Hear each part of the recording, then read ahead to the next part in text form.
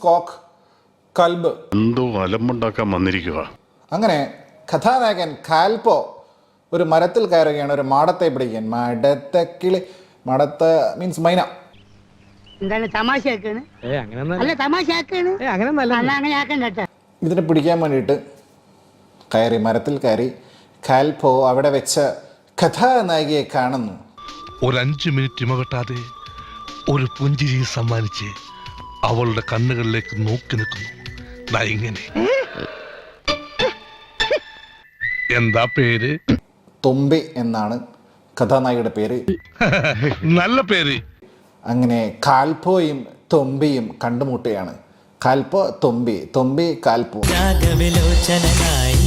അതിലേറെ മോഹിതനായി പടിമേലെ നിൽക്കും ചന്ദ്രനോ തിടുക്കം. അവിടെ തുടങ്ങുകയാണ് അധ്യായം 1.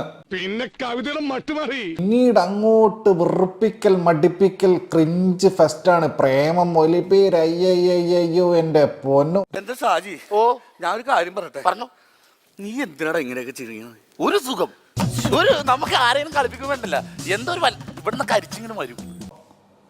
അവിടെ നിന്ന് അങ്ങോട്ട് പിന്നെ ഇവരുടെ മത്സരമാണ്. ആരാണ് ഓവറാക്കുന്നത് എന്നുള്ള മത്സരമാണ്. ഷാജി അങ്ങനല്ലല്ലോ പറഞ്ഞത്. ഷാജി എന്ത് പറഞ്ഞു?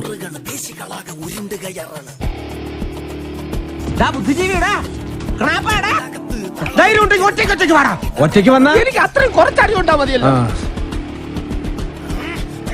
എല്ലാം കൊണ്ടുപോകുന്നെങ്കിൽ ഒറ്റ അടിക്കാൻ തീർത്തേക്കണം. ഇല്ലെങ്കിൽ എല്ലാരും കൂടെ എടുത്തിട്ട് ഇടിച്ച് എനിക്ക് ഇങ്ങനെയാണെന്ന് നിറയിക്കാൻ വൈ. ആൾക്ക് തീരെ വിദ്യാഭ്യാസം വിവരമൊന്നും ഇല്ലേ?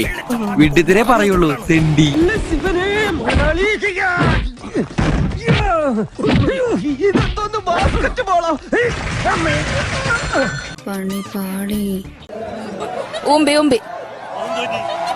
പോയി. ഞാൻ പറഞ്ഞല്ലോ ഒരു അബദ്ധം. അബദ്ധങ്ങളുടെ ഒരു ഘോഷയാത്ര തന്നെയാണല്ലോ നിന്റെ ജീവിതം. താങ്ക്സ് മോനെ ദിനേശ. താങ്ക്സ് അടിച്ചു പൊളിക്കടാ.